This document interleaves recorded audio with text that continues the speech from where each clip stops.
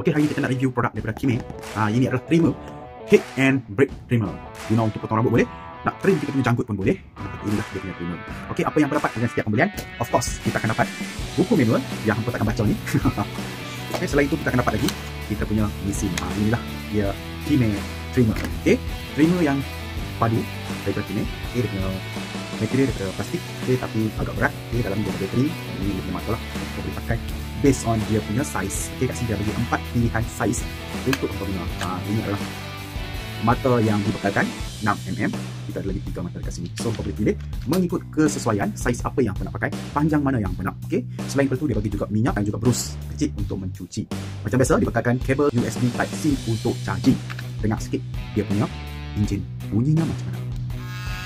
Kalau hangpa beli dengan seller ni, hangpa juga akan dapat satu set.